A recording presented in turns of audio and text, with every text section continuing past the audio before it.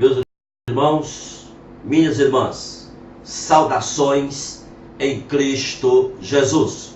Eu quero falar-lhes nesse instante sobre o tema profanadores do púlpito. Meus amados irmãos, em Mateus capítulo de número 14, do verso 10 a 13, diz que os discípulos de Jesus chegaram para ele e contaram que João Batista havia sido degolado a mando do rei Herodes. O que é que fizeram os discípulos e Jesus após receber essa notícia, esse ato tão terrível cometido por Herodes? A Bíblia diz que eles, Jesus e os discípulos, se retiraram para um lugar deserto e ali eles se depararam com a grande multidão, e a Bíblia registra que Jesus ali curou a todos. Ou seja, diante da crueldade cometida por Herodes, Jesus foi fazer a obra do Pai. Diante, meus amados irmãos, das atrocidades que estamos vivendo, diante da crueldade que estamos vendo, roubos, assassinatos, estupros, assaltos, abortos, diante da depravação que estamos presenciando, promiscuidade, homossexualismo, fornicação, drogas, qual é a função nossa? Qual é a função da igreja? A função da igreja é fazer exatamente aquilo que Jesus fez: anunciar o evangelho, anunciar as boas novas. Lucas capítulo 13, versículo 1, a Bíblia diz que algumas pessoas chegaram para Jesus e falaram da mortandade dos galileus que teve o endosso de Pilatos. Os galileus foram mortos no templo quando ofereciam sacrifícios. O sangue dos galileus mortos foi misturado com os sacrifícios que eles ofereciam. Pilatos mandou realizar esse ato cruel. Pilatos era conhecido pela sua crueldade. Qual foi a atitude dos discípulos? Qual foi a atitude de Jesus diante desta barbaridade cometida por Pilatos? O que foi que Jesus fez ao receber a notícia dessa mortandade que teve o endosso de Pilatos?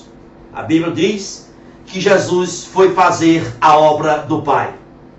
Diz a Bíblia que diante de todas essas atrocidades, a Bíblia diz que Jesus disse para aqueles que estavam contando este ato cruel de Pilatos, a Bíblia diz que Jesus anunciava o arrependimento para eles, mostrando-lhes a necessidade de se arrependerem, porque senão iam perecer do inferno.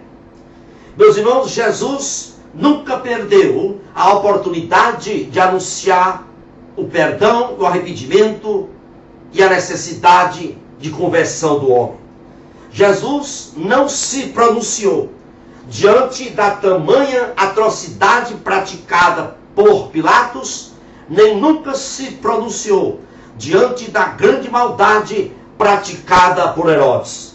Jesus simplesmente anunciava o evangelho, as boas novas aos corações. Qual é a função da igreja?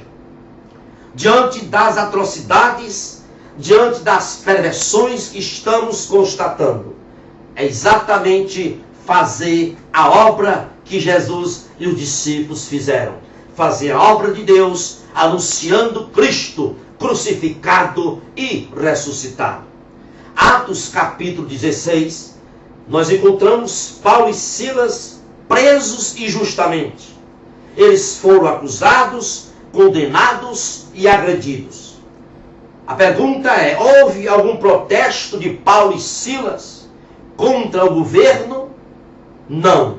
O que foi que Paulo e Silas fizeram? Eles simplesmente oraram a Deus e Deus os livrou.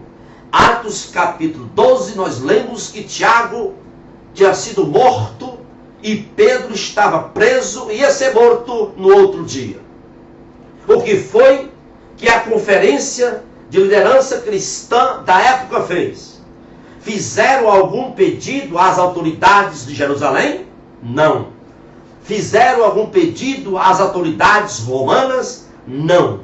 O que é que a conferência de liderança cristã fez ao ver aquela situação de agonia? Eles exibiram alguma faixa com dizer não à violência? Não. A conferência de liderança cristã exigiam uma liberdade, um protesto, protestando contra o governo daquela época, quando estava acontecendo ali que Tiago tinha sido morto e Pedro ia ser morto todo dia. O que é que eles fizeram? Fizeram alguma faixa dizendo fora Herodes? Não. A conferência de liderança cristã, nós lemos na Bíblia, fez o que a igreja hoje deveria fazer. Eles se retiraram para uma casa particular e ali eles oraram. E o Senhor ouviu as orações e mandou um anjo e livrou Pedro daquela prisão. Quem pode se esquecer de João? João sofrendo injusto exílio na ilha de Patmos. Nunca João faz alusão nas suas epístolas à injustiça sofrida. Nós não vemos João dizendo qualquer coisa contra as autoridades que o colocaram ali no exílio na ilha de Patmos. João ficou ali na dependência de Deus e foi ali que ele recebeu a revelação do tempo do fim.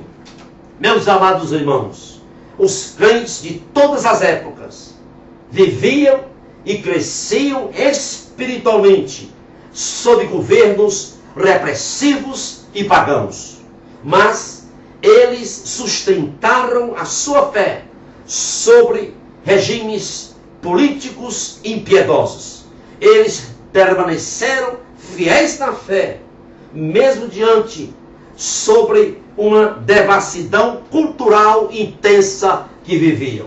Meus amados irmãos e minhas irmãs, precisamos entender que nós, como servos de Deus, nós temos a nossa esperança está residente na pessoa única do Senhor Jesus Cristo, porque só Ele pode dar essa esperança e essa proteção.